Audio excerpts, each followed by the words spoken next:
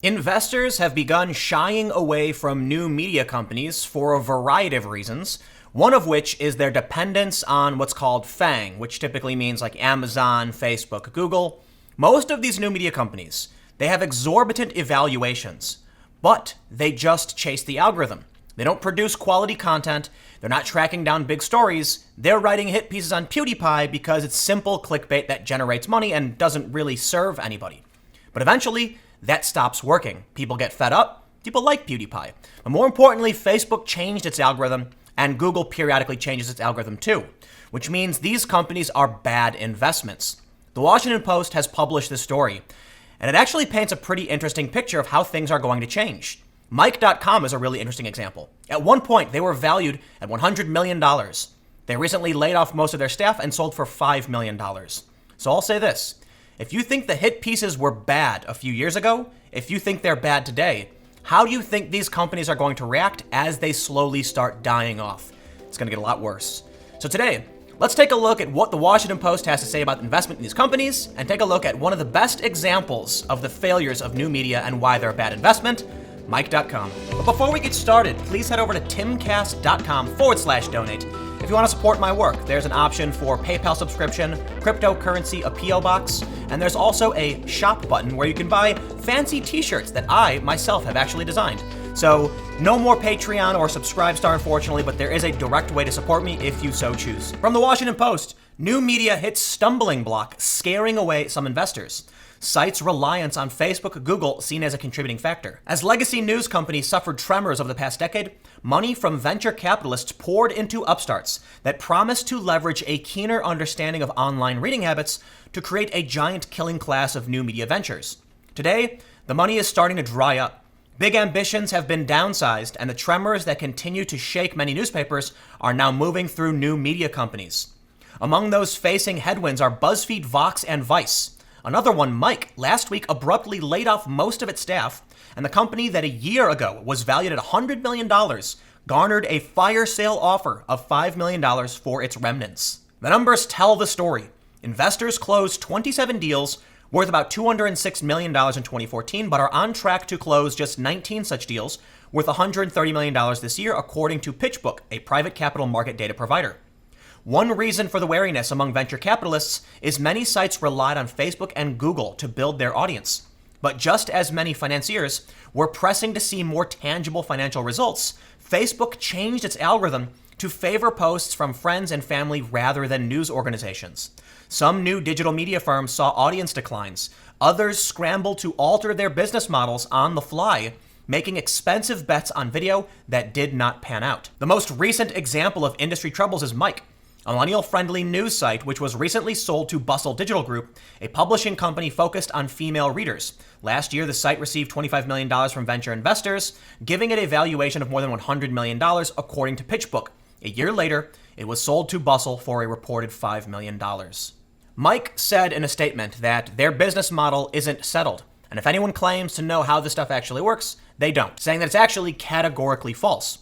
But I can actually paint out a picture, at least in my opinion, of why Mike.com failed. As the Washington Post noted, many of these companies relied on algorithmic feeds in order to generate traffic and make revenue. But those algorithms can change. What ends up happening is these companies like Mike, like Buzzfeed, etc., they chase what people click on, and anger generates the most traffic. That's how they make money, pissing you off. And I would say, for the most part, that's not untrue for content that I make. Obviously, people on YouTube are beholden to similar algorithmic trends, though I would say, for the most part, there are some people who try to resist it. There are certainly those who exploit it. The problem for these big companies is that when these algorithms change, they cease to exist. They cease to exist. But for smaller creators with low overhead, we can actually survive changing winds. But I want to go through an example of why Mike failed. We'll start with a story from 2015.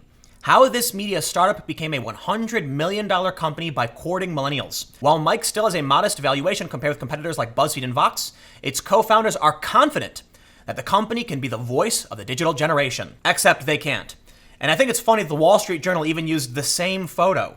Mike Network sold to Bustle for about $5 million. They failed. And I can only wonder why. But Mike.com chased the far left. And according to sources I have within Mike, The founders are anything but progressives. I was told, and they could be wrong, but I was told by sources that these men who founded Mike are actually libertarian capitalists who did not believe most of the ideology pushed by Mike. But I want to use a specific example that I really think hits why Mike failed. This is a very famous incident that occurred in 2016 before Trump had been elected.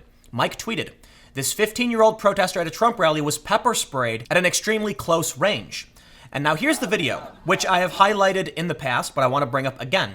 You can see that this woman is pretty angry. She's accusing this man of having groped her. They say that she was pepper sprayed. She's a 15-year-old. We're going to go through the progression of how this story actually played out and why Mike is a failure. She yells. The guy has his hands up saying, "I never touched you." Police said the girl punched a man in the crowd who groped her. Mike cut out. You notice that white flash. Let's play that again. There's a flash. You see her arm retracting before she gets pepper sprayed. Mike cut that part out. This is one of the problems of digital media chasing these algorithms. They want to get you angry. They want her to be the victim. Now, the Young Turks actually did a better job in showing what happened. The Young Turks actually have the clip, and they show this woman actually punch the man, which you can just see. Mike cut that punch out. People don't like it when you lie to them and they can find out. But more importantly, the Young Turks did still portray this young woman as a victim, though they did mention she punched this guy.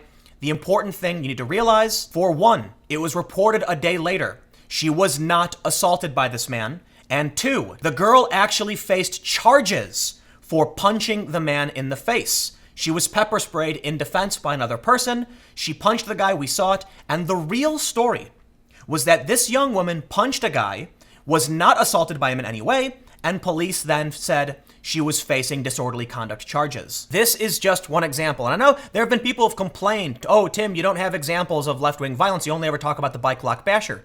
No, I don't. Maybe you just don't watch enough of my videos. Because this was an instance where a young woman punched a man in the face, and it appears that she falsely accused him before striking him in anger, and then being pepper sprayed afterwards and actually faced charges. But the story pushed out by Mike was chasing the algorithm. Do I think Mike was trying to purposefully be biased? Yes, I do. Personally, I do. Because they edited out the part where she punched him, even though it was less than a second of video footage. They didn't need to do that. What happens is, they want to chase anger. They want to rile up a certain group of people to get them to click, to share, because the algorithm promotes it. The main culprit in the culture war, in my opinion, is social media companies. Banning certain people, promoting certain ideas, it inflames people, it makes tensions worse, and then you have venture capital funding these media companies to then produce this hate bait, this hateful content in an effort to get traffic. But later we learn from real journalists, local news outlets, the young woman was actually facing charges herself and was never actually assaulted. There's a couple more examples that I want to bring up of the death of media. Probably one of the most prominent and hilarious, but also sad at the same time, is this paragraph from Washington Post. After reportedly missing revenue projections last year, Buzzfeed launched an aggressive effort to diversify its revenue, including selling cookware at Walmart. I kid you not, Walmart sells Buzzfeed brand cookingware.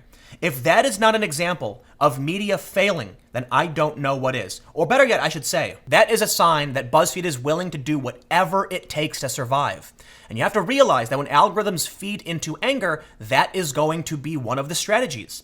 BuzzFeed actually isn't that bad. I actually think BuzzFeed does a relatively decent job, but there are certain individuals at BuzzFeed who do an overwhelmingly bad job. And I don't know why BuzzFeed keeps them on staff, and I've actually talked to the editor-in-chief about it. So I can say, out of all the companies, BuzzFeed is willing to answer questions about this and respond pretty quickly, so they have my respect in that regard. But not when it comes to the lies pushed out on social media, which to me seem like an effort to generate traffic for a dying brand. But I want to shift sights now to the paragraph just before this one. Mike is not the only new media company to struggle recently. In November, Disney said it would write down the value of its investment in Vice Media by $157 million. Vox is expected to miss projections this year. Vox, in my opinion, jumped the shark. They called Lacey Green red-pilled and aligned her with the alt-right in an attempt to smear PewDiePie. I'm sorry. Lacey has millions of fans. Yes, she probably lost some fans when she decided she wanted to open a dialogue with people who are anti-SJW or anti-feminist, but many of the people who watch her videos are still pretty overtly feminist and still support her. And not only that, Lacey's videos are still mostly about sex education, and she doesn't really have political videos. Not like I do, at least. Why then would they try and align Lacey Green? Because they need villains. They need you to be angry, to chase the algorithm. But when the algorithm changes, they start failing. Vice was considered the golden child of new media. They were supposed to be the CNN of the street, take over. But now their valuation is going down, and Disney is writing down their investment. Even Vice couldn't weather this. But Shane Smith, the CEO, predicted it. Years ago, he said there will be a bloodbath. And he stepped down. He sold stock. The guy seems like he knows what he's doing. Now, there's a reason why I'm talking about all this. Because what do you think is going to happen? If you think that fake news from Mike was bad back when they were worth $100 million, how do you think it's going to look once they start fading into non-existence? Now, don't get me wrong, Mike is pretty much gone. So they probably won't say anything because they've failed. But what about Buzzfeed? They're desperate enough to start selling cookware. Clearly, the media business isn't working out too well for them. They need to get more extreme. But I see two potentials. Either they've realized the algorithm change means this model won't work anymore, and rage bait isn't going to do anything for them, and maybe they'll chill out. Maybe they'll try offering a more premium product that is more accurate in an effort to attract subscriptions. Washington Post actually points this out. They end the story by saying people are looking for quality journalism, which increasingly exists behind a paywall or requires a subscription, Mather said. Washington Post, Wall Street Journal, New York Times, Financial Times, they have paywalls. And they're doing really well with their paywalls because people actually want the truth to an extent. You know, people want confirmation bias, don't get me wrong. But there's a difference between having your biases confirmed by an organization that is trying their best to be honest and an organization that is just trying to rile you up in an effort to generate revenue. So back to my main point, I think either we're going to see these companies go more extreme as they slowly start to fizzle out of existence, or they will actually start to chill out and try to attract more prominent, reasonable dialogue because they want subscribers from the middle. I look at people like Dave Rubin, Jordan Peterson, the Weinsteins, the intellectual dark web types. These are people who are pretty moderate and range from left to right, and people like them. In fact, the intellectual dark web, when it comes to politics, has some of the top Patreon pages in terms of revenue and patron amount. Granted, there are many other left-wing ones as well.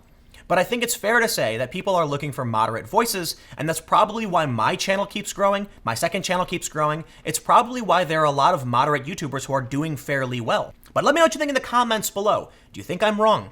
Do you think it's possible these companies become increasingly more unhinged and desperate because they're failing? Or do you think they're going to try a different model and maybe revert to selling cookware at Walmart like Buzzfeed is doing?